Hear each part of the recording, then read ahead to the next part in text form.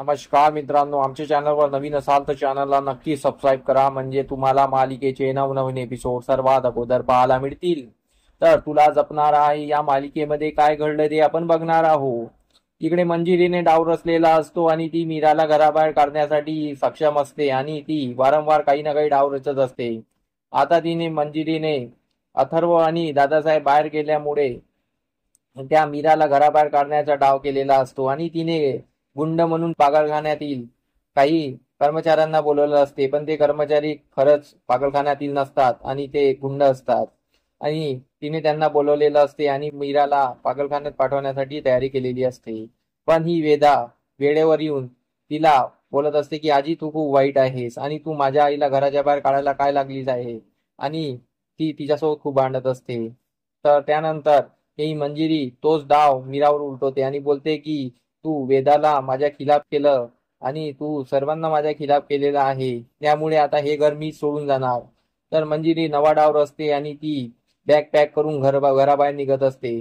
तर इकडे मीरा वेदाला समजावला जात असते आणि बोलत असते की वेदा असं करू नको बाळास।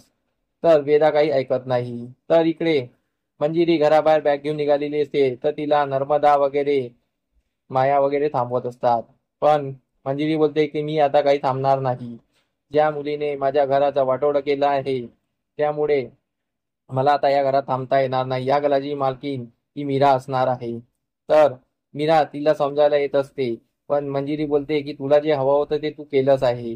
हे घे घराच्या किल्ल्या आणि घराचे दागिने आणि तू या घराची मालकीन हो, तुला हेच पाहिजे होतं ना। पण मीरा काही बोलू शकत नाही, मीरा रडत असते। तर तेवढ्यात तिकडे अनन्या येते आणि अनन्या पाहून बोलते की आई तू कुठे चालली आहेस। तर मग यावर नर्मदा आणि माया खूप काही बोलत असतात आणि बोलतात की या मीरामुळे तुझी आई घर सोडून चाललेली आहे आणि मीराला हे जे वेडेपणाचे नाटक लागलेले आहे त्यामुळे मंजिरी वहिनी अशा म्हणत होत्या की तिला ट्रीटमेंट घ्यायला दवाखान्यात गेलं पाहिजे, पण ही मीरा जायला तयार नाही आहे।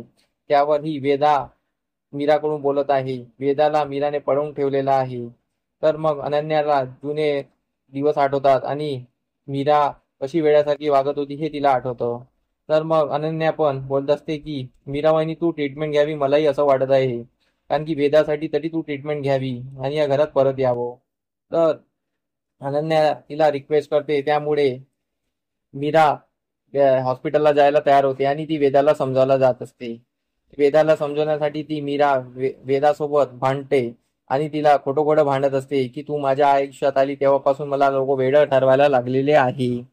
तर वेदाला समजून जातच की ही आई माझी अशी नाही आहे आणि माझी आई खोटं खोटं वागत आहे, म्हणून वेदा बोलते की आई तू किती खोटं वागली तरी मी तुला सोडणार नाही, मी तुला जाऊ देणार नाही। तर मीरा तिला समजावते आणि तिथून निघून जात असते। तर वेदा इकडे ओरडत असते।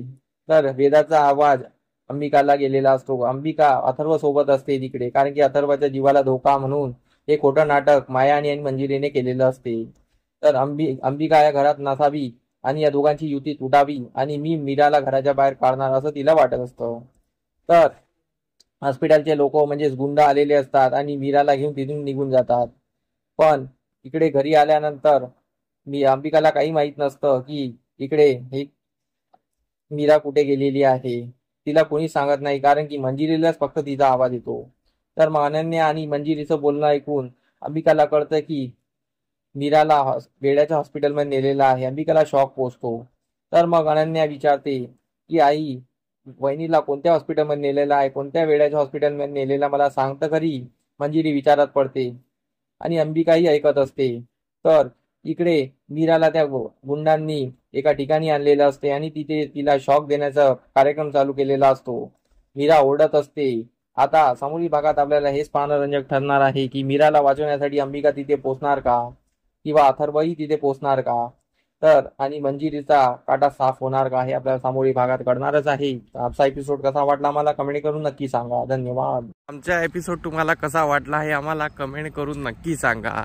आम्ही तुमच्यासाठी नवनवीन एपिसोड घेऊन येत राहू, त्यासाठी आमच्या व्हिडिओला बघत राहा। धन्यवाद।